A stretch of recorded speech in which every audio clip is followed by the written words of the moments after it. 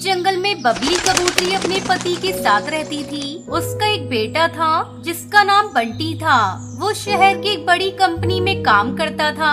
एक दिन उसने टुनटुनी नाम की चिड़िया से शादी कर ली और उसे लेकर अपने घर आया। माँ, मैंने अपनी पसंद से शादी कर ली है और आज मैं आप दोनों का आशीर्वाद लेने आया हूँ।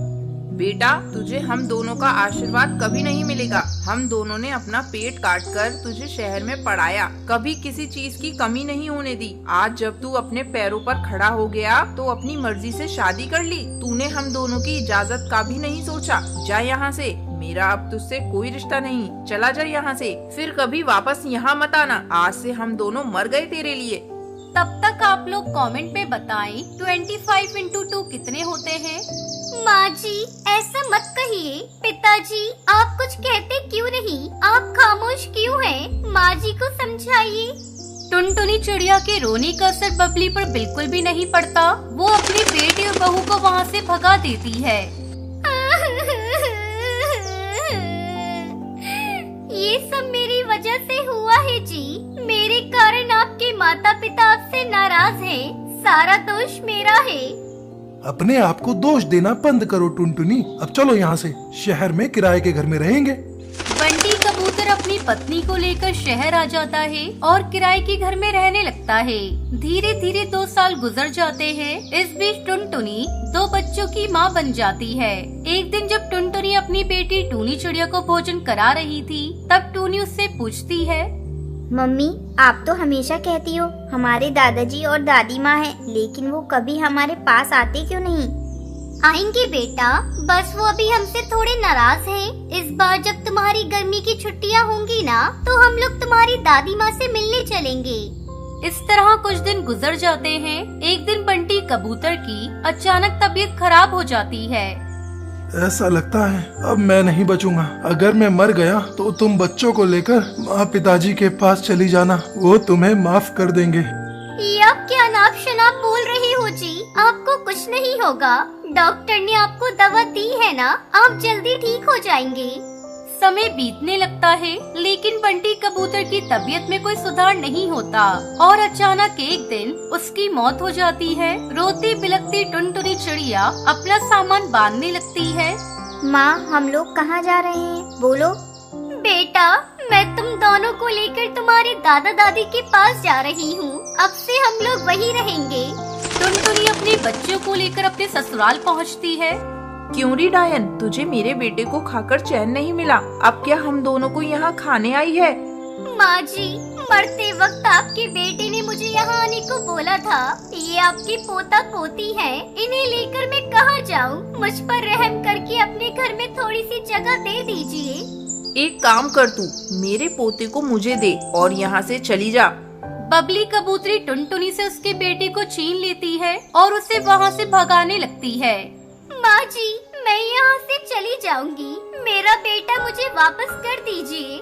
लेकिन बबली कबूतरी उसके बच्चे को वापस नहीं करती। हे भगवान, तू मुझे इतने दुख क्यों दे रहा है? मेरा पति भी नहीं रहा और मेरे बेटे को भी छीन लिया। मम्मी, हम कहाँ रहेंगे?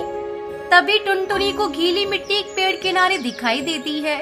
वो उस गीली मिट्टी से एक छोटा सा घर बनाती है। इस तरह टुनटुनी चिड़िया अपनी बेटी टूनी के साथ उस मिट्टी के घर में रहने लगती है। रामपुर के जंगल में टुनटुनी चिड़िया अपने पति कालू कौवे के साथ रहती थी। उसकी एक बेटी थी जिसका नाम उसने पिंकी रखा था। कालू कौवा जंगल से लकड़ी काटता और घोड़ा गाड़ी में लेकर उसे शहर बेचने जाता था। एक दिन कालू कौवा अपने घर में आराम कर रहा था, तभी उसे सूचना सुनाई देती है। सुनो सुनो, जंगल के पक्षियों सुनो। इस जंगल के मुखिया ने ये आदेश दिया है कि आज के बाद से इस जंगल में कोई भी पेड़ नहीं काटेगा। इस जंगल को पर्यटन स्थल बनाया जाएगा और जो कोई भी मुखिया के आदेश को नहीं मानेगा उसे कठोर दंड दिया जाएगा। सुनो सुनो। इस सूचना को सुनते ही कालू कौवे के होश उड़ जाते हैं। सारे पक्षी अपने अपने घोंसले से बाहर निकलते हैं। अरे बंटी भैया, ये पर्यटन क्या होता है? तुम्हें नहीं पता? पर्यटन का मतलब होता है घूमने फिरने की जगह। अब दूर दूर से पक्षी इस जंगल में घूमने आएंगे। ये तो बहुत अच्छी बात है बंटी।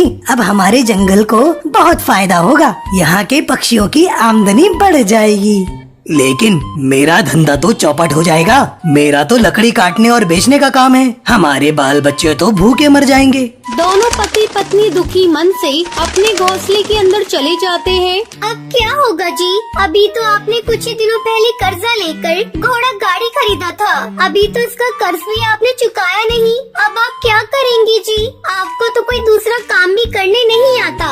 अब हम लोग कर भी क्या सकते हैं। टुनटुनी तू चिंता मत कर, भगवान एक रास्ता बंद करता है तो दूसरा रास्ता खोल देता है। इस तरह कई दिन गुजर जाते हैं। अब कालू कौवे के पास कोई काम नहीं था। उसने अपना घोड़ा गाड़ी अपने घर के पास ही खड़ा कर दिया था। एक दिन शहर के कुछ पक्षी उस जंगल में घूमने के लिए आते हैं। अरे वाह, ये जंगल कितना सुंदर है। आज तक हम लोगों को इसके बारे में पता ही नहीं था। यहाँ का दृश्य देखकर तो आनंद आ गया। लेकिन यहाँ एक ही कमी है, यहाँ घूमने फिरने के लिए कोई गाड़ियों की व्यवस्था नहीं है। उन टूरिस्ट की ये सारी बातें टुनटुनी चिड़िया अपने घर के बाहर खड़ी होकर सुन रही थी। वो जल्दी जल्दी कालू के पास जाती है। सुनते हो जी, हमारे जंगल में बाहर के जो पक्षी घूमने के लिए आ रहे हैं, उन्हें गाड़ी की सुविधा नहीं मिल रही है। इसके लिए वो पक्षी बहुत परेशान हो रहे हैं। क्या आप उनके लिए कोई व्यवस्था कर सकते हैं? मैं क्या कर सकता हूँ टुनटुनी, अपने पास तो एक ही घोड़ा गाड़ी था, वो भी आजकल पड़ा है। आप ऐसा क्यों नहीं करते? अपने घोड़ा गाड़ी की मरम्मत करवा लीजिए और फिर पक्षियों को उसी से पूरे जंगल में घुमाइए। कालू को टुनटुनी का ये आइडिया पसंद आ जाता है। वो अगले दिन ही अपनी घोड़ा गाड़ी की मरम्मत करता है और पक्षियों को फिर उससे पूरे जंगल में घुमाने लगता है। इस तरह कालू कौवे की आमदनी बढ़ जाती है। ये सब देखकर कालू कौवे का पड़ोसी चील जलने लगता है। एक रात जब सभी सो रहे थे, तब चील कालू कौवे की घोड़ा गाड़ी को पूरी तरह से बर्बाद कर देता है और उसका घोंसला भी तोड़ देता है। अंधेरा होने के कारण कोई भी चील को देख नहीं पाता। हमने किसी का क्या बिगाड़ा था जो किसी ने हमारे घर को तोड़ दिया और हमारे घोड़ा गाड़ी को भी। मम्मी, अब हम लोग कहाँ जाएंगे? हमारा घर तो टूट गया। तो रो मत बेटा, सवेरा होने पर हम कोई न कोई इंतजाम करेंगे। तब तक हम लोग इस घोड़ा गाड़ी के नीचे रात गुजार लेते हैं। पूरी रात वो लोग उस गाड़ी के नीचे गुजारते हैं। वो कालू जी, ठाकुर साहब ने इस जंगल में पेड़ काटने पे अब तो रोक लगा दी है। हम अपना दूसरा घर भी नहीं बना सकते। क्यों ना हम लोग मिट्टी का अपना घर बनाकर उसी में अपना गुजारा करें। मैं नदी किनारे जाकर गीली मिट्टी का इंतजाम करता हूँ। इतना कहकर कालू कौवा मिट्टी लेने चला जाता है। फिर टुनटुनी चिड़िया एक सुंदर सा मिट्टी का अपना घर बनाकर अपने पूरे परिवार के साथ खुशी खुशी रहने लगती है। टुनटुनी एक बिन माँ की बच्ची थी जो अपने पिता के साथ रहती थी। उसके पिता बंटी कबूतर एक किसान थे। उन्होंने टुनटुनी के लिए दूसरी माँ लाने का विचार किया और दूसरी शादी कर ली। पर बंटी कबूतर की दूसरी बीवी लाडो चिड़िया टुनटुनी को बिल्कुल भी पसंद नहीं करती थी। एक दिन, टुनटुनी, पूरे दिन तुम रोटियां तोड़ती रहती हो, कुछ काम धाम है या नहीं? आप बोलो माँ, आप क्या काम करवाना चाहती हैं? मैं कर दूंगी। ये लो पैसे और पास की सब्जी मंडी से सब्जी ले आओ। ठीक है माँ। टुनटुनी पैसे लेकर सब्जी मंडी चली जाती है और जब वापस आती है तो आज तो सब्जी बहुत महंगी थी। सारे पैसे उड़ा आई क्या? माँ, आज सब्जी मंडी में सब्जी महंगी होने की वजह से थोड़ी सी ही सब्जियाँ मिली है। सब्जी महंगी थी या उन पैसों से चाट पकौड़ी खा लिया है, मैं सब जानती हूँ। थोड़ी सी ढील दी नहीं और तेरा उड़ना शुरू हो जाता है। नहीं माँ, मैं सच कह रही हूँ, मैंने कुछ नहीं खाया। चल रसोई में जा और खाना बना। खाना वाना कुछ बनाती नहीं, बहस करवा लो इससे। पता नहीं कब तक मूंग डलेगी मेरी छाती पर। टुनटुनी रसोई में खाना बनाने चली जाती है। मुझे कैसे न कैसे करके इस चिड़िया से अपना पीछा छुड़ाना होगा, नहीं तो मुझे जीवन भर इसे झेलना पड़ेगा। तभी लाडो को एक उपाय सूझता है। लाडो अपने सोने का हार टुनटुनी के घोंसले में छुपा देती है। सुनो जी, मेरा सोने का हार नहीं मिल रहा है। यही कहीं होगा, तुम रखकर भूल गई होगी। नहीं जी, मैंने चारों तरफ देख लिया है पर मुझे नहीं मिला। बस एक टुनटुनी का घोंसला रह गया है, उसकी तलाश लेनी है। ये कैसी बात कर रही हो? आखिर टुनटुनी तुम्हारा हार क्यों चुराएगी? मैंने कब कहा चुराएगी, पर एक बार तलाशी लेने दो, क्या जाता है। लाडो टुनटुनी के घोंसले की तलाशी लेती है। वहाँ उसे अपने सोने का हार मिल जाता है क्योंकि ये हार उसी ने रखा था। देखा, मैं ना कहती थी, मेरा सोने का हार टुनटुनी ने ही चुराया है। अब तो सब आपकी आंखों के आगे है। अब तो विश्वास हो गया ना कि टुनटुनी चोर है। इसकी नजर हमेशा मेरे सोने के हार पर रहती थी और आज तो इसने चुरा भी लिया। टुनटुनी, ये क्या है? तुमने अपनी माँ का सोने का हार चुराया है? तुम्हें किस बात की कमी है जो तुमने ये सब किया?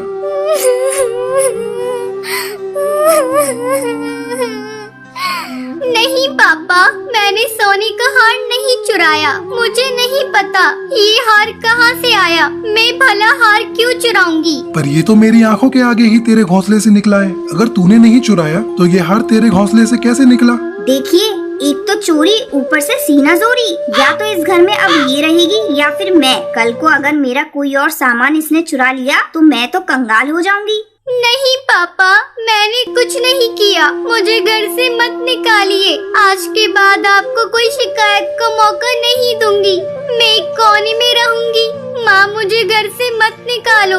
मैं घर का सारा काम करूंगी। बंटी कबूतर चुपचाप खड़ा देखता रहता है। वो कुछ नहीं बोलता। टुनटुनी अपनी आंखों में आंसू लेकर उस घर से निकल जाती है और रोते रोते एक जंगल की ओर चल पड़ती है। तभी टुनटुनी को एक खरगोश दिखाई देता है जो झाड़ियों में फंसा होता है। ये खरगोश तो बहुत खूबसूरत है, पर ये तो झाड़ियों में फंसा हुआ है। मुझे इसकी मदद करनी चाहिए। इसे तो झाड़ियों से चोट भी लग गई है। टुनटुनी झाड़ियों से खरगोश को निकाल देती है और जड़ी बूटी को उसके घाव पर लगा देती है। खरगोश ठीक होकर जंगल की ओर भागता है। वो खरगोश के पीछे पीछे घने जंगल के अंदर पहुंच जाती है। अरे, मैं ये कहाँ आ गई? ये तो घना जंगल है। इसमें तो बहुत सारे जंगली जानवर भी रहते होंगे। अब मैं क्या करूँ? टुनटुनी उदास होकर बैठ जाती है। ऐसे बैठने से कुछ हासिल नहीं होगा। मुझे कुछ करना होगा।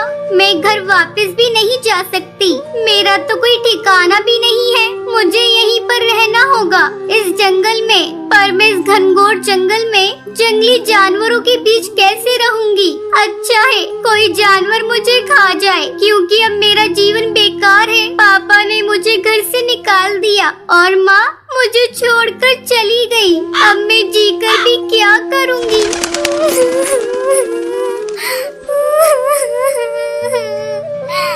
टुनटुनी ऐसा सोच ही रही होती है कि तभी वो खरगोश वहाँ आ जाता है। टुनटुनी, तुम बहुत ही अच्छी चिड़िया हो। तुम ऐसा कैसे सोच सकती हो? तुम्हें तो अभी और जिंदगी जीनी है। टुनटुनी चौंक जाती है और इधर उधर देखती है।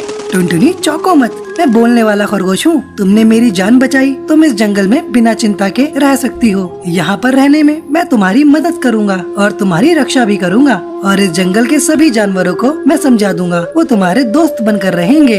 बहुत बहुत शुक्रिया खरगोश जी, लेकिन तुम्हारे इस जंगल में रहने के लिए मुझे घर की जरूरत होगी, पर मेरे पास तो कुछ है भी नहीं।